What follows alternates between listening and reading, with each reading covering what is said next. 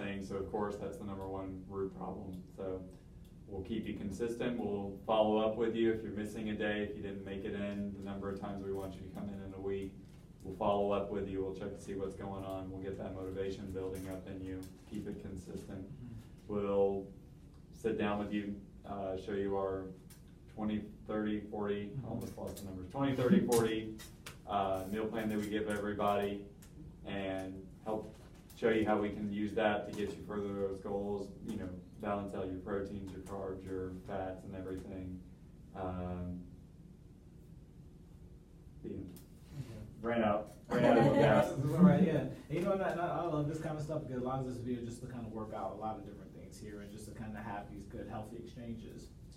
You being on that side, honestly speaking, you know, I know we're all playing. No feelings here. That's all good. As he explained everything they explained, was that enough for you to say, hey, you know, I'm gonna give him $200 a month? With the plan, it wasn't. I don't think, as far as it didn't reach all of the major points that I would want it to reach. And the reason I say that is because outside of mentioning the consistency in the meal plan, I didn't really get any. I didn't really hear enough. Something convincing enough on the weight training side of things, how I'm gonna be able to actually gain maybe the 15 to 20 pounds within 2 to 3 months, or how I said at the beginning. So I didn't really hear that at the end of the solution. So I just got the consistency was great because like I said, I need the consistency in the meal plan, but I didn't necessarily hear the last selling point that I would like to hear. Yeah, and it's funny. I mean, it's it can be challenging sometimes to, you know, we want to speak the language of our clients, right? And with him, I don't necessarily want to speak towards consistency. I want to speak why consistency is going to get him to the end goal. So I'll use consistency, but I won't harp on it. Like, so, you know, we'll do that again. All right, so, you know, I think I have a great way for us to be able to get you to where you need to go. Do you want to hear about it? Yes, sir. All right, cool. So right now your goal is you want to put on about 20 pounds of muscle, right? Correct. Yes. All right, so here's what we got to do. We got to make sure that we keep those muscles under tension, all right? So I'm going to need you to come here 3 to 4 times a week. And if you can make it 3 or 4 times a week, we're going to get you to bulk up. We're going to get you putting on some weight. And start week 1, you're going to start putting on some weight if you eat those calories that we need to get you to eat. All right, do you like to eat? Yes, I love to eat. Cool. I'm going to lay out a plan for you where you're going to be able to get those calories in. You don't have to scale back. You're not losing weight. You're trying to put on weight. Calories are your friend. So we'll get you eating, right? So we'll get you eating. We'll get you lifting on a regular basis. If you start seeing yourself bulking up, do you think you could stay with the program? Yeah, definitely, because that's a lifelong dream. I know I would stay with the program. All right, you see how I got thinking about consistency without using the word consistency? Because it's about, you know, and I'll be honest, it's the carrot, right? The carrot from him is the weight gain. The carrot from him is not the consistency. He doesn't want no parts of the consistency, but he'll grow to like the consistency because the consistency gets him to the carrot. So that's the connections that we want to make. So if I present it to you like that, honestly speaking, would that make you say, hey, you know what? Maybe I'll do something? Yeah, and the only reason I say it, like I said, you didn't really mention the word consistency, and that definitely was in my focus. It was on, like, as soon as you start saying, like, put tension on my muscles and stuff, that's right up my alley. That's something that I would want to hear, because I've been to different places, heard many different things. So I think that you mentioned the points that really would have me ready to come 3 to 4 times a week. Yeah, and then at that point, when you get to Andrew, then Andrew could talk about, all right, well, you know what, 3 or 4 times a week, you're gonna have to be consistent on these things so that way we can get you toward those goals. So now he's gonna be more receptive to that message, but only because he now knows this is the path to get him to where he wants to go. It's about the end journey. The journey is important, and we understand that. He doesn't understand that. All he knows is the end goal. Right. Yeah. So that was really good, Andrew. That was really good. That was overall good. Some the focus. Always room for improvement. That's all. Man, you know what? I'm studying. That's life. I'm studying it every day. Every day, and that's what we want to do with anything that we're doing. It's about people work so that they can get it right. I want us to work so we never get it wrong, and we'll still get it wrong, and that's fine. But we just want to continue to keep on working at it all the time. So I liked it though. That's good, Andrew. I think this is a good activity. Yeah. To help us work the kinks out. Oh, absolutely, yeah. So Marissa, you wanna go ahead and I can role play and I'll be, a Well, you're gonna make it nice and difficult for me. Oh, yeah, you know, yeah. Oh, God. Yeah. Okay, well, first and foremost, thanks for coming out today. Oh, well. I appreciate it. Did you have to fight a lot of traffic? Yeah, you know, Brownsville Road, I mean, my Oh, it's a goodness, mess. It's horrible. It's a mess. It's horrible. Sometimes it takes me 10 minutes to get here, and sometimes it takes me 45. Yeah. You know, you do what you gotta do. Yeah, I almost wanna go back home. Yeah, and nah, I'm glad you came. I'm glad you came. This is good stuff. Uh-huh. So, tell me, what are your fitness and wellness goals? Well, you know what, at this point, I just wanna feel better. You know, I don't like the way that I feel right now, and I wanna feel better. Okay. Feel better? Are we talking about energy? Are we talking about weight? Are we talking, like, what, give me some idea of what we're looking at. Well, you know, I you know, when I wake up in the morning, I feel like I don't have a lot of energy. Gotcha. Yeah, I mean, you know, when I was younger, I used to have all this energy, and now I just feel like, you know, I just feel old, I feel cranky, my joints hurt, Gotcha. and I don't have any energy. I hear you, dude.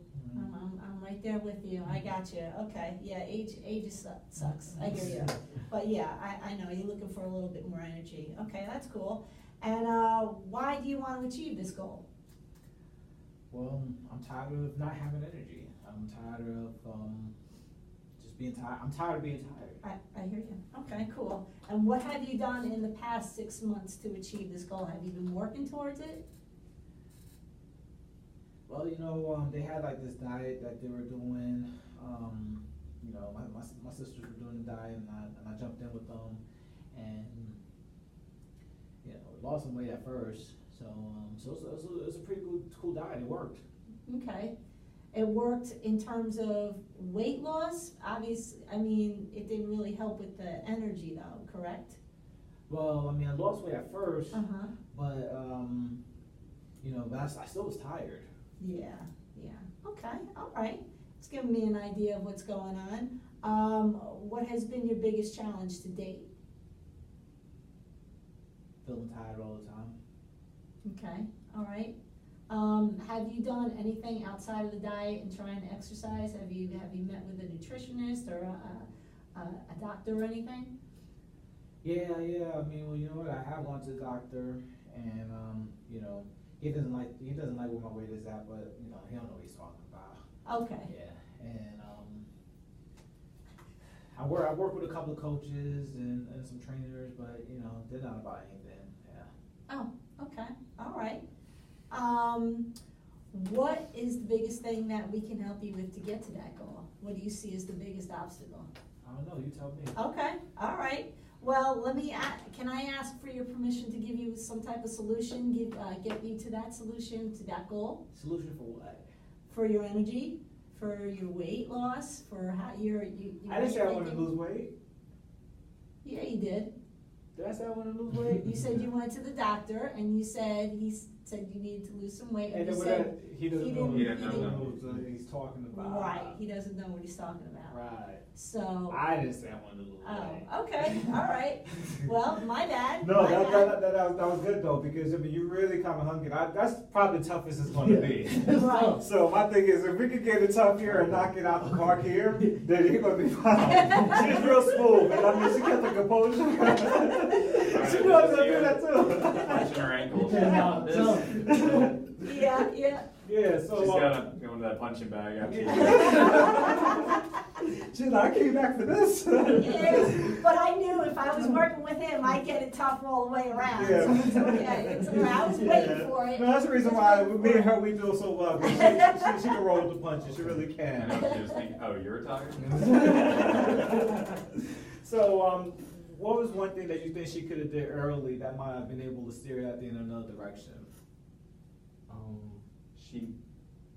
Would it have been helpful to ask in your 6 months prior if you've done anything else besides your diet change? Have you tried being a Didn't I little more kinda get there? active? You kind of got there.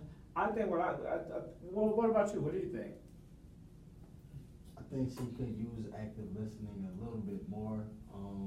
Well, she listened to you well, and like I said, there's different ways to do it. Mm-hmm. But like instead of would say just like- jumping to the next question. Yeah. I'm gonna disagree. I mean, she kind of moved fast, but she would let me complete my sentences. Yeah, Maybe a half second longer, but I think from an active listening standpoint, it was good. She was very warm, very receptive, great eye contact, personable, extremely personable. So, and that's important when you're working with someone because I mean, it's about trust, it's about rapport, and those things you can't neglect.